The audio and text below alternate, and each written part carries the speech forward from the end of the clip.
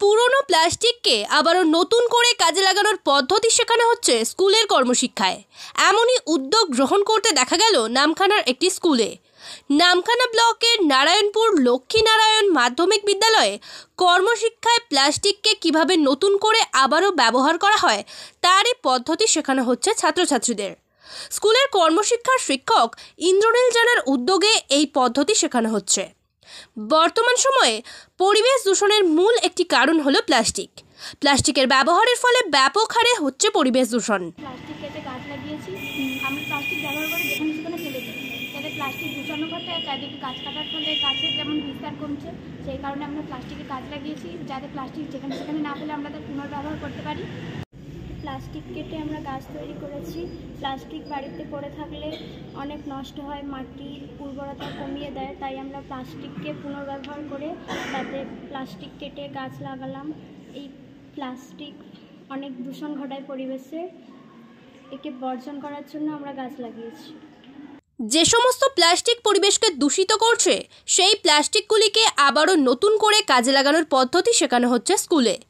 বাজারে যে সমস্ত প্লাস্টিকের জলের বোতল বিক্রি হয় তা আমরা জল খাওয়ার পরেই ফেলে দিই। এবার সেই সমস্ত জলের বোতল কেটে কিভাবে বৃক্ষরোপণ করা যায় শেখানো হচ্ছে স্কুলের কর্মশিক্ষায়। এর ফলে একদিকে যেমন প্লাস্টিকের হাত থেকে পরিবেশ দূষণ কমবে, তেমনই অপরদিকে বৃক্ষরোপণের ফলে পরিবেশে অক্সিজেনের যোগান বাড়বে। প্লাস্টিকের পুনর্ব্যবহারের মাধ্যমে ছাত্রছাত্রীরা সবার উদ্দেশ্যে একটাই বার্তা দিলেন, প্লাস্টিকগুলো না ফেলে তার পুনর্ব্যবহার করার। এ বিষয়ে স্কুলের কর্মশিক্ষা বিষয়ের শিক্ষক ইন্দ্রনীল জানা জানান, এর আগেও তারা প্লাস্টিক বর্জনের বার্তা নিয়ে কর্মসূচি গ্রহণ করেছেন। এই কর্মশিক্ষার মাধ্যমে প্লাস্টিকের দূষণ নিয়ে সাধারণ মানুষকে সচেতন করা হবে বলেও স্কুলের ছাত্রছাত্রীরা জানায়। আসলে আমরা এই নারায়ণপুর লক্ষ্মীনারায়ণ মাধ্যমিক বিদ্যালয় থেকে ছেলেমেয়েদের নিয়ে বিভিন্ন সময়ে প্লাস্টিক দূষণ প্রতিরোধী বিভিন্ন রকম আমরা প্রকল্প নিয়ে থাকি।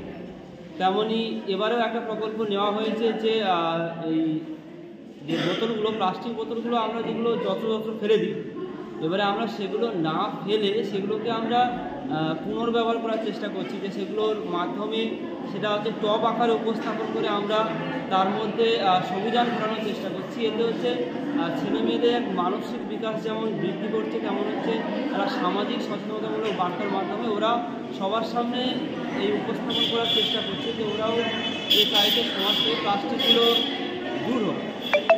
এই বার্তাগুলো তুলে ধরার জন্য আমরা আমাদের এই প্রকল্প। নামখানা থেকে রবীন্দ্রনাথ মণ্ডলের রিপোর্ট, বেঙ্গল আইকন নিউজ।